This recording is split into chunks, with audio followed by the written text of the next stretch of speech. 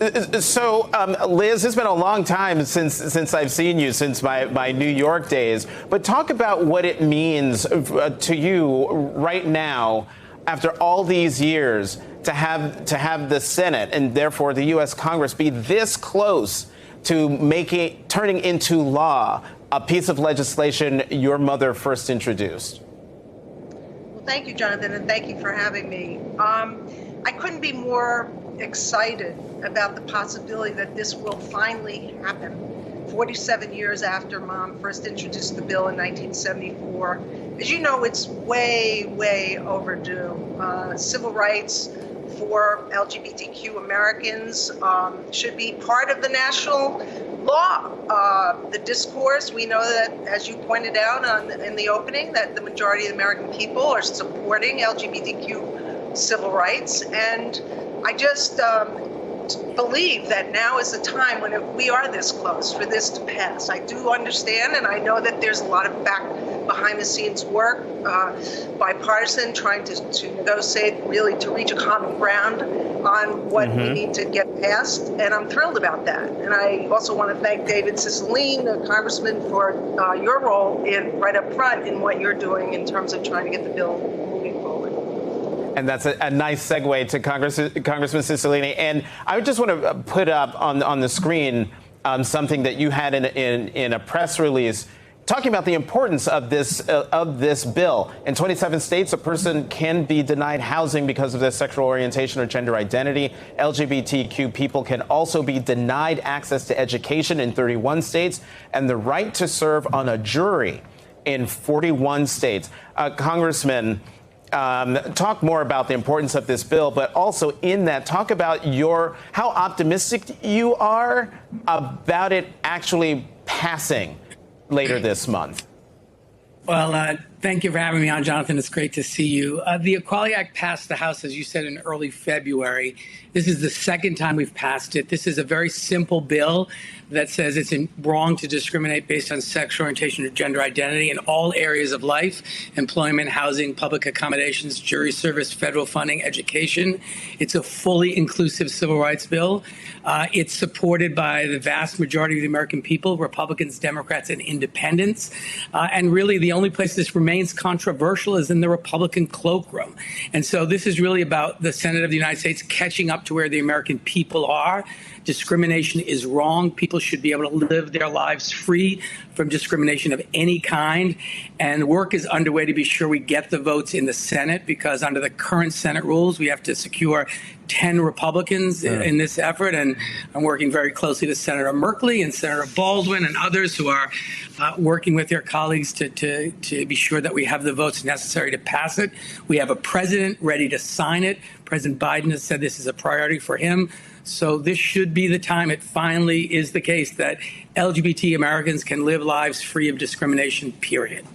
And yet, Congressman, I mean, you put your finger right on the big problem. Even though there is support for this in the country, in the cloakroom is where the problem is. And the idea of getting 10 Republican senators to overcome the 60-vote threshold just to hold a simple majority vote. I'm just wondering, do you know where those 10 votes are going to come from? We don't know where they'll come from today, but we're working on every single member of the United States Senate to make the case that they have a responsibility to pass the Equality Act so their constituents can live lives free of discrimination. We're encouraging members of our community and our allies to be sure they're reaching out to members of the United States Senate to make it clear that the time has come for non-discrimination law to be finally put into place, to let them understand that their constituents and the American people expect them to outlaw discrimination against our community based on sexual orientation or gender identity, that it's just wrong. And the American people understand that. The senators need to understand it.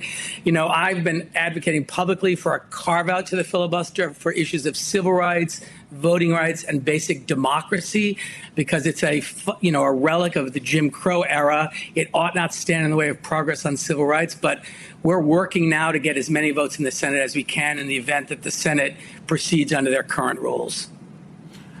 Liz, as I said in the intro, as you said in your first answer, it's been 47 years since your mother first introduced the bill.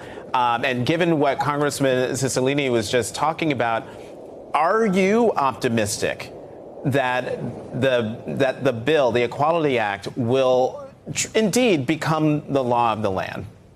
Yes, I am totally, Jonathan. My first job out of law school actually was to work in the Office of Civil Rights, enforcing anti-discrimination work bills and Title IX, Title VI, et cetera. And that was in 1978. I do believe, based on the fact that all of the action that has happened in the House, the negotiations in the Senate, behind the scenes, across the aisle, with the very strong support of President Biden, with the American people and the gay and lesbian community, LGBTQ community across this country really saying it's time now, no more shall we wait to have our national civil rights enacted into the strongest civil rights bill as an extension and amendment to the Civil Rights Act of 1964. I really do believe it can happen.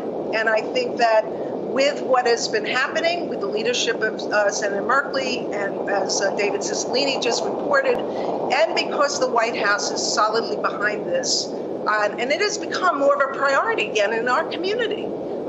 We got gay marriage. I've always felt that this is something that should have been fought for at the same time as we were fighting for gay marriage, because as you know, you can be married and still lose your house or your job in many states across this country that don't have state human rights bills, where there are 38 states that do. So therefore, to me, and Bella and my mother's understanding back in 1974 that this was a natural extension of civil rights for American people by extending the Civil Rights Act to include, first it did sex, that after raised sex, and now LGBTQ. She was prescient. She understood as a civil rights lawyer and activist and a congresswoman how fundamentally important this was to the civil rights of all Americans.